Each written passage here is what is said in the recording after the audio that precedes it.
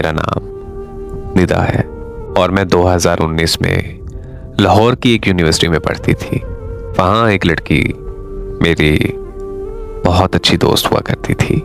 University में साद नाम का लड़का उसे बहुत पसंद करता था, लेकिन वो साद को पसंद नहीं करती थी क्योंकि वो 7 सालों से अली नाम के एक लड़के के साथ रिलेशनशिप में थी।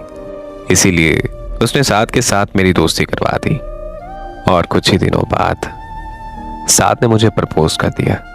साद इतना अच्छा लड़का था कि मैंने भी उसे हाँ कर दी। इस तरह हम दोनों की मोहब्बत का आगाज हुआ। फिर मेरी दोस्त को उसके बॉयफ्रेंड अली ने धोखा दे दिया, तो उसने साद को मैसेज करना शुरू कर दिए। उसने कुछ ही दिनों में मेरे और साद के दरमियान गलतफहमियां पैदा कर दी और मुझे लगने लगा कि साद मेरे साथ टाइम पास कर रहा है। मैं काफ़ी डिप्रेशन में रहने लगी और मुझसे एक गलती हो गई। मैं अपने एक्स बॉयफ्रेंड जहांजेब से रब्ता करने लगी और उससे मुलाकात करने के लिए भी चली गई। जहांजेब और मेरी दोस्ती 2018 में इंस्टाग्राम पर हुई थी, लेकिन वो मुझसे हर टाइम पैसे मांगता रहता था या फिर मुझसे जिस्मानी ताल्लुक की डिमांड करता रहता था। मैंने उसकी डिमांड से तंग आकर 2018 में ही उसे छोड़ दिया था।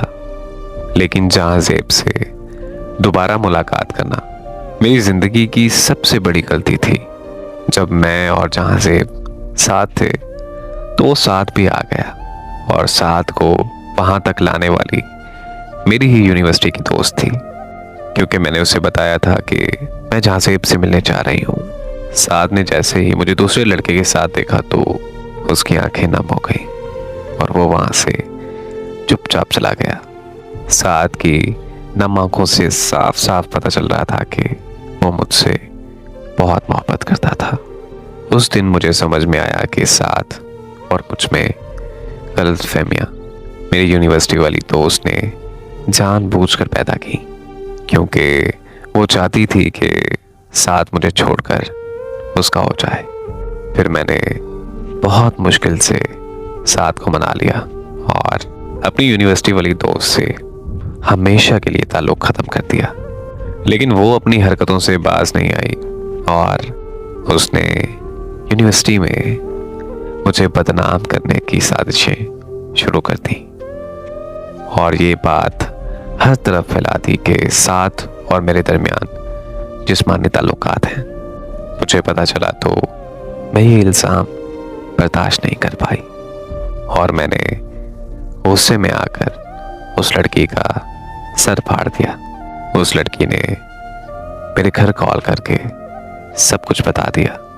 मेरे घर वालों ने मुझसे मेरा मोबाइल फ़ोन छीन लिया और मुझसे पूछे बगैर मेरा रिश्ता तय कर दिया। साथ को जब मेरे रिश्ते का पता चला तो उसने फौरन अपने घर वालों को मेरे घर रिश्ते के लिए भेज दिया, लेकिन मेरे घर वालों ने साफ साफ इनकार कर दिया। फिर मुझे जैसे ही मौका मिला तो मैं साथ से मिलने चली गई। साथ आशिकों की तरह मेरे कदमों में बैठ गया और रोते हुए मुझसे कहने लगा कि प्लीज़ मुझसे निकाह कर लो वरना मैं मर जाऊंगा। मुझसे साथ की हालत देखी ना गई और मैंने उससे निकाह कर लिया। निकाह के बाद मैं घर वापस आ गई और वापस आकर मैंने घर वालों को कुछ नहीं बताया, लेकिन मेरे घर वालों को मुझ पर शक हो गया।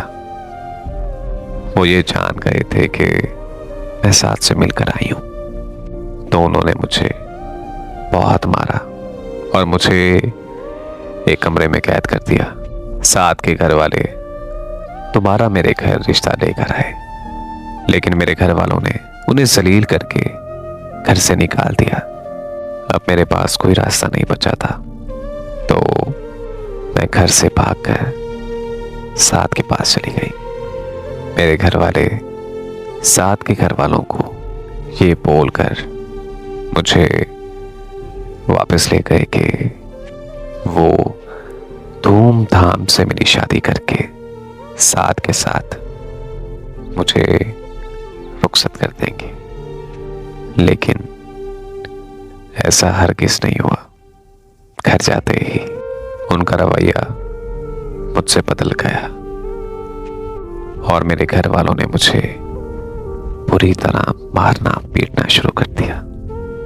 जब मुझे कोई रास्ता नजर नहीं आया तो आखिरकार मैंने अपने हाथ की नस काट ली। लेकिन मेरी किस्मत अच्छी थी कि मैं उस वक्त बच गई। आखिरकार मेरे घर वाले मेरी रुखसती साथ के साथ करने के लिए मान गए, लेकिन उन्होंने मुझसे स्टाम्प पेपर पर दस्तखत लिए जिसमें लिखा था कि आज के बाद मेरा मेरे घर वालों से कोई रिश्ता नहीं होगा और मैं अपनी खुशी से अपने घर वालों की विरासत छोड़ रही हूं। रुखसती के वक्त मेरे सर पर किसी ने हाथ नहीं रखा, यहां तक कि मेरे तन पर जो सूट था वो भी साथ लेकर आया था, क्योंकि मेरे घर वालों ने मेरे पहने हुए कपड़े देने से भी इनकार कर दिया। मेरे घर वालों ने मेरे साथ हर किस्म का ताल्लुक खत्म करके मुझे साथ के साथ रुखसत कर दिया। अल्हम्दुलिल्लाह आज मैं अपनी शादीशुदा जिंदगी में बहुत खुश हूं। मेरा शौहर मुझसे बहुत मोहब्बत करता है। मैं बहुत खुशकिस्मत लड़की हूं जो मुझे मेरी मोहब्बत मिली, लेकिन मुझे अपनी अम्मी और मेरी बहनों की बहुत याद आती है। अक्सर पूरी पूरी रात उनको याद करने में गुजर जाती है। मैंने कुछ दिन पहले ही अपने अब्बू को कॉल करके माफ़ी मांगी तो उन्होंने मुझे कहा कि तुम माफ़ी के नहीं बल्कि मार डालने के लायक हो। बस मैं आप सबसे इतना पूछना चाहूंगी कि क्या पसंद की शादी करना इतना बड़ा गुनाह है? क्या मैंने पसंद की शादी करके कोई गुनाह कर दिया है?